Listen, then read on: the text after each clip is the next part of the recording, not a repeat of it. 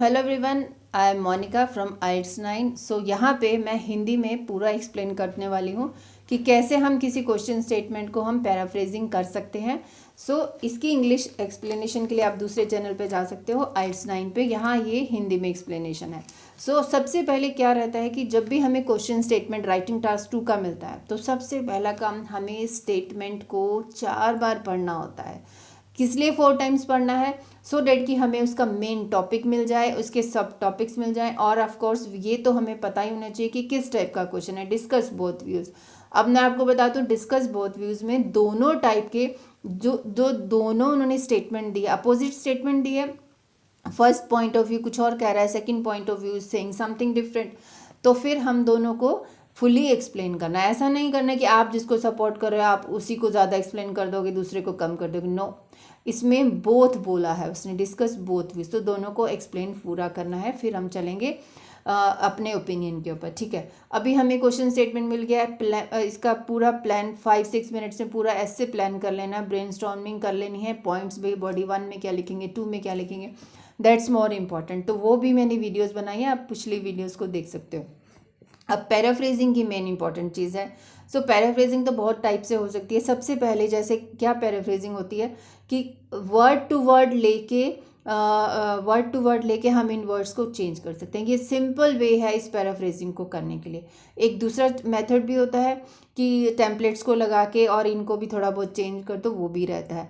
और एक और बेटर होता है कि हमें ऐसा मिलता जुलता कुछ लिख के, मतलब हमें स्टेटमेंट यही रखनी है, मीन्स कि मीनिंग ये चेंज नहीं होना चाहिए, लेकिन अपनी तरफ से कुछ आगे पीछे हम कुछ ऐड कर देंगे, मतलब जनरल स्टेटमेंट भी लगा देंगे, साथ में कुछ रीजंस भी डाल देंगे। तो पैराफ्रेजिंग से शुरू करते हैं। पूरा इंट्रोडक्शन ही इसमें मैं बताऊंगी आपको। कोई भी क्वेश्चन स्टेटमेंट हो, आपको स्टार्ट कर देना है ऐसे को, it is considered by few individuals और it is considered by some experts, आप ऐसे स्टार्ट कर सकते हो, या it is true that. Okay, so you करके, लेकिन यहाँ पे अब डिस्कस बहुत व्यू है तो हम बाय फ्यू इंडिविजुअल्स लिख दें, क्योंकि सम पीपल से स्टार्ट किया है उसने। तो it is considered by few individuals that, ये तो रेडीमेड लैंग्वेज हो गई अपनी। ठीक है, तो उसके बाद हमें इसको पैराफ्रेजिंग क्या किया, देखो डैट यहाँ तक तो हमारा हो गया। मैं यहाँ से यहाँ, ये देखो ये हो गया, ये तो हमारी रेडीमेड लैंग्वेज है और इसको यूज़ करना चाहिए। इससे हमारा ये सेंटेंस स्ट्रक्चर भी तो निकल के आ रहा है ना, डैट।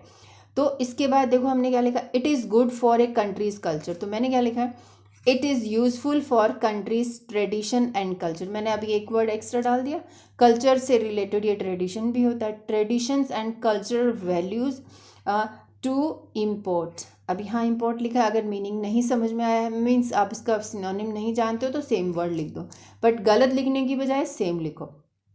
और इम्पोर्ट नहीं तो परचेज लिख सकते हो, ठीक है, वो भी परचेजिंग ही होती है। एक ही वर्ड लिखना है, दोनों नहीं लिखने। To purchase other countries films, to other countries films videos. अब मैंने वीडियोज़ भी एक्स्ट्रा डाल दी, ठीक है, films videos as well as international TV programmes. देखो यहाँ पे क्या लिखा है, टीवी प्रोग्राम्स भी दिया, मूवीज़ भी दिए, ठीक है। तो मैंने मूवीज़ की जगह पे फिल्म्स चेंज कर दिया। तो ऐसे ही सिंपल सिंपल वर्ड्स को चेंज करते जाओ। अच्छा, उसके बाद मैंने यहाँ तक लिखा। फिर सेकंड पॉइंट ऑफ व्यू देखो, यहाँ पे फुल स्टॉप है, फिर यहाँ क्या कह रहा है, others think that it is better to produce these locally. अब सेकंड ओपिनियन के लिए देखो मैंने हाउएवर डाल दिया बीच में, देखो आप हाउएवर भी डाला है ना। हाउएवर अदर क्रिटिक्स अपोज, यहाँ पे अदर अपोनेंट्स भी लिख सकते हो। और हाउएवर अदर पीपल, अगर नहीं समझ में आ रहा, नहीं याद हो रहा है, तो अदर पीपल भी आप डाल सकते हो। However other people oppose and believe that. देखो ये भी मैंने रेडीमेड, इसको भी लर्न करो, डिस्कस बोथ व्यूज में ये सब चीज़ें बहुत काम आएंगी, ये भी रेडीमेड है, ठीक है। फिर अब actual paraphrasing, it is the best thing. देखो यहाँ पे क्या बोल रहा है, it is better, so others think that it is better to produce these locally, ठीक है।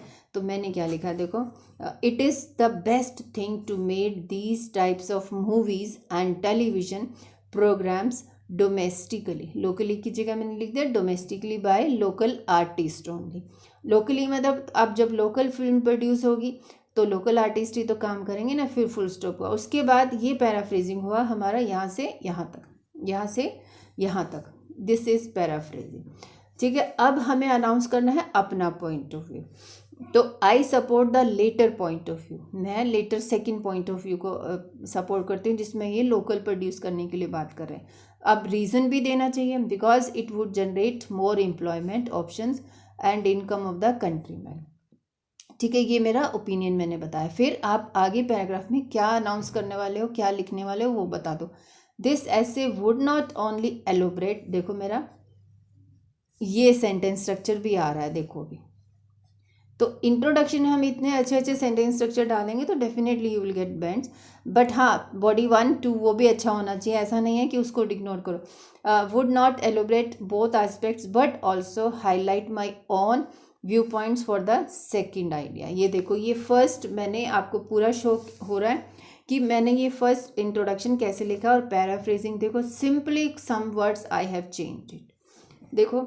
और अभी ये क्वेश्चन स्टेटमेंट मैं आपको दिखाती हूँ। अब आप जब भी आप वीडियो देखते हो मेरी, तो साथ साथ में आप इसको क्वेश्चन स्टेटमेंट को कॉपी पे नोट करो, फिर मेरे साथ आप इसको लिखने की ट्राई करो, ठीक है। This is first. अब सेकंड मैं आपको बताती हूँ, सेकंड वाला कैसे होता है उसको भी ज़रा देखो। सेकंड देखो मैंने कैसे लिखा है, ये उससे बेटर है बट ये भी लिख सकते हो। इसमें आप देखना मैंने क्या क्या यूज़ किया। पीपल हैव डिफरेंट माइंडसेट, जो डिस्कस वाले आते हैं, या टू व्हाट एक्सटेंट या डू यू एग्री, उसमें भी आप ये वाला लगा सकते हो। People have different mindset about whether, whether तक आप सेम लिखोगे। उसके बाद it is better for a country to purchase foreign, देखो उसमें मैंने उसने कहा था, क्वेश्चन स्टेटमेंट क्या थी, it is good for a country culture to import foreign goods. तो यहाँ it is better for a country to purchase foreign movies and TV shows और टू क्रिएट डोमेस्टिक वन। दोनों स्टेटमेंट को मैंने एक ही में डाल दिया कि people have different mindset about whether it is better for a country to purchase movies and TV shows, और मतलब कि दूसरा पॉइंट ऑफ व्यू आ गया, और टू क्रिएट डोमेस्टिक वन, ठीक है। फिर उसके बाद जो एक्चुअल सेंटेंस स्ट्रक्चर देखो, ये आप अनाउंस कर रहे हो, बता रहे हो कि आप किसको सपोर्ट करते हो। यहाँ पे ऑल्दो भी लगा सकते हो। वाइल इम्पोर्टिंग इंटरनेशनल फिल्म्स और videos can have some advantages, वो कह रहा है जो फर्स्ट पॉइंट ऑफ व्यू के वाइल और ऑल्दो लगाने के बाद, मतलब जो उसके बाद लिखेंगे ये वीकर पॉइंट है। आफ्टर कॉमा जो आप अपना पॉइंट ओपिनियन दे के स्टार्ट करते हो, वो मतलब स्ट्रोंगर पॉइंट है आपके लिए। तो I would argue that producing local movies is a best option. आप ये बता रहे हो कि producing best local movies is a best option, आपने अपना ओपिनियन दे दिया। For this is not full stop, for local artist and countries cultural values, आपने ये रीज़न भी दे दिया। फिर उसके बाद ये आप बता रहे हो कि आगे आप क्या करने वाले हो।